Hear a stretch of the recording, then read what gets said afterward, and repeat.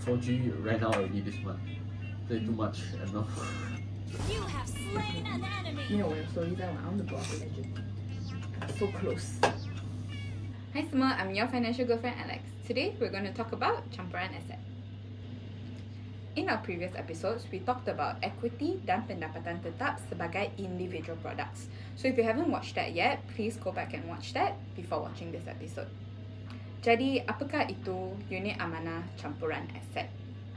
It is satu jenis amanah yang melaburkan dana pelabur dalam pelbagai kelas aset, terutamanya equity dan pendapatan tetap. Think of it as sugar, spice, and everything nice. Campuran Aset is one portfolio with multiple assets inside. Okay, so on this episode, we are talking about mixed assets.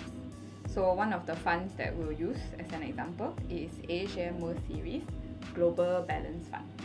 So can you just, in the simplest terms, explain about this fund to our viewers? Sure. So for our AHAM Global Balance Fund, it's actually a partnership with BlackRock, which is one of the largest asset managers in the world. So in this partnership, what we do for the fund is BlackRock would advise AHAM Capital to execute on behalf of them their views and their thought process and their investment philosophy. So the underlying funds will be mainly all BlackRock funds with a mixture of fixed income funds and also equity funds, hence mixed asset. Is there a weightage between the equity and the fixed income fund? So typically it will hover between 50-50. There is a guided, sometimes the fund can go down to 40% equity, 60% fixed income. Sometimes it can shift back into 55% fixed income, 55% equity, depending on the market situation. With your experience, right, what is the difference between a mixed asset fund, so the fund already has equity plus fixed income, versus if I were to build a portfolio and I choose an equity fund plus another equity fund plus maybe like an FI fund and another FI fund? Then very mahano like that, because with World Series Global Balance Fund, the fund manager does all the job for you already. So you don't have to go and think about, should I buy more equities given the current environment now? Should I buy more fixed income given the current environment now?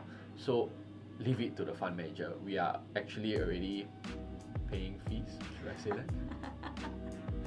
So you already pay for the service lah. Yeah, so we should yes. you should use fully the service from both BlackRock and AHM Capital. What is the, so because the keyword here is like global balance, right? So global meaning by it can go into all geographies, everywhere, all around the world. Yes, that is correct. So often I always tell my friends, if you don't know what to buy, then just buy global balance, because the manager will do the asset allocation for you, will even do regional allocation for you, will also do the sector for you already. So global in this case means you get exposure all across the world. So being a Malaysian, most of the time we are more familiar with the local domestic markets. More often than not, we will go to maybe Singapore and China, who is running very hot, mostly around the Asia region. So with global balance, I think it will give you the full exposure across all markets. I feel like I'm very Malaysian, because when you said that, right, the first question that comes into my mind is, then when do I know when to exit the fund? When do you know when to exit the fund? When do I know, like, is, okay, time to chow from this fund already? So the key is, as a long-term investor and with the philosophy of compounding, you should not exit the fund.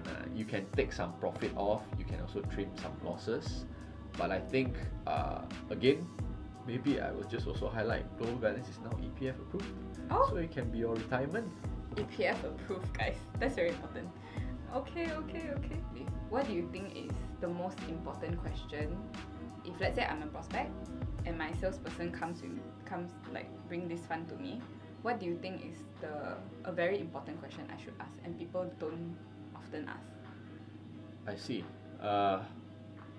What are the key risks of buying into this fund? I think a lot of investors, especially with the recent headwinds in the global capital markets, I think too many investors, they just ask, what is my expected return? And then more often than not, they don't understand what kind of investments are they buying, what kind of risks are they getting into until there is a blow up. So for this fund, the good thing is you have huge diversification.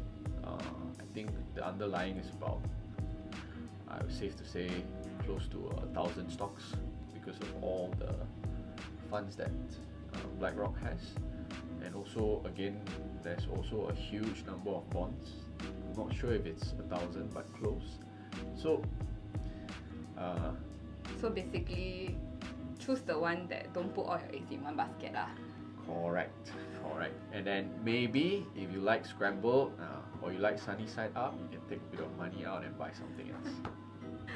So for more information, can they find this on our website? Like Yes. all of the product highlight sheet lah, the Yes. fun fact sheet, all of this can all be found on our website, right? Yes, it can be. Okay, alright.